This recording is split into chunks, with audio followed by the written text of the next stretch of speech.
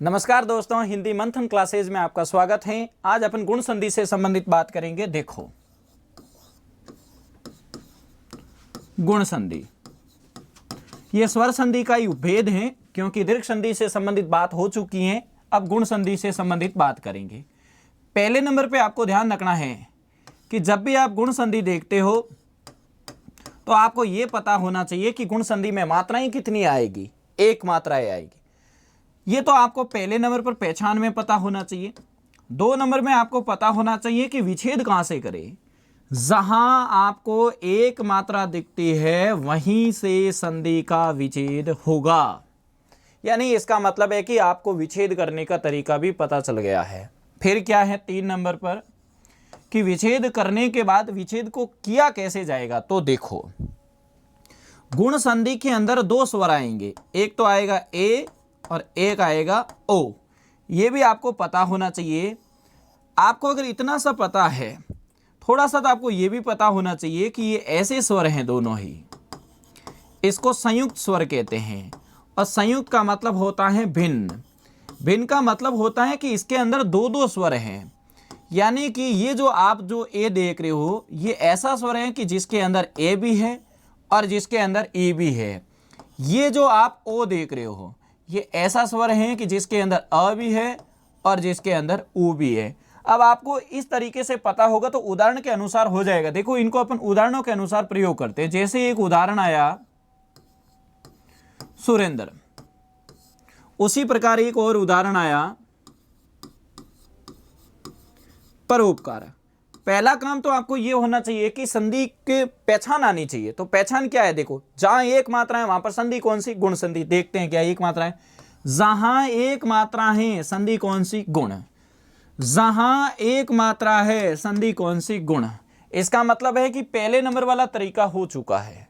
दूसरे नंबर पर आपको यह पता होना चाहिए विच्छेद कहां से करें। जहां एक मात्रा है वहीं से संधि का विच्छेद होगा। जहां एक मात्रा है वहीं से संधि का विच्छेद होगा।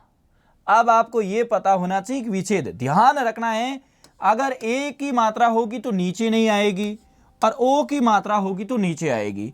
अब ध्यान रखना, ये अगर ए की मात्रा है तो आप ए वाले स्वर के पास चले जाइए। ये ए स्वर है। अब आपको पता है कि ए ऐसा स्वर है कि वो प्लस के पहले तो किस में जाएगा? ए में जाएगा, और प्लस के बाद में किस में जाएगा? ई में जाएगा। और आपको यह भी पता होना चाहिए कि प्लस के पहले वाला ये जो स्वर है ये छोटा बड़ा हो सकता है, प्लस के बाद में ये जो स्वर है ये भी छोटा बड़ा हो सकता है। ये छोटा बड़ा क्यों हो रहा है? क्योंकि जो भी शब्द होना चाहिए यहां जो लिखा जाएगा वो क्या होना चाहिए? शुद्ध होना चाहिए। ध्यान रखना, इसलिए ए का आ भी हो सकता है, ई की बड़ी ई भी हो सकता है। तो देखो, अब आपको ही पता है कि सुर होगा कि सुरा होगा? सुर होगा। इंद्र में ई की मात्रा छोटी आएगी, बड़ी आएगी? छोटी आएगी। तो ये हो गया सुरधन इंद्र, सुरेंद्र बन चुका है। अब आपको पता है, देखो इसके अंदर क्या है? अ है, इसके अंदर क्या है? ई है, और ये ए और ई से ही तो क्या बना है?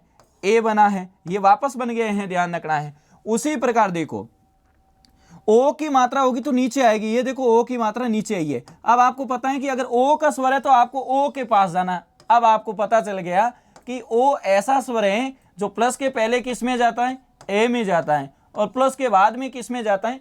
ऊ में जाता है। तो कम से कम आपके पास जो 4 वस्तुनिष्ठ ऑप्शन होते हैं, आप कम से कम उन ऑप्शनों में तो जाइए जो प्लस के पहले ए में दिख रहे हैं, प्लस के बाद में ऊ में दिख रहा है। अगर आप ऐसे ऑप्शनों में जाएंगे तो आपके 2 ऑप्शन कट जाएंगे, उसके बाद 2 ऑप्शन रहेंगे। लेकिन यह ध्यान रखना है, वहां पर वो ए का आ भी हो सकता है, ऊ छोटा भी हो सकता है, बड़ा भी हो सकता है।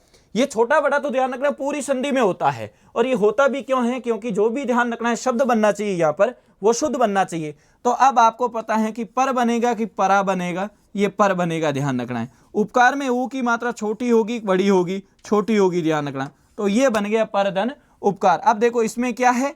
आ है, और इसमें क्या है? देखो ऊ है, और ये देखो आ और ऊ से ही तो क्या बना है? ये ओ बना है। ये वापस ध्यान रखना आपके ओ बन चुका है।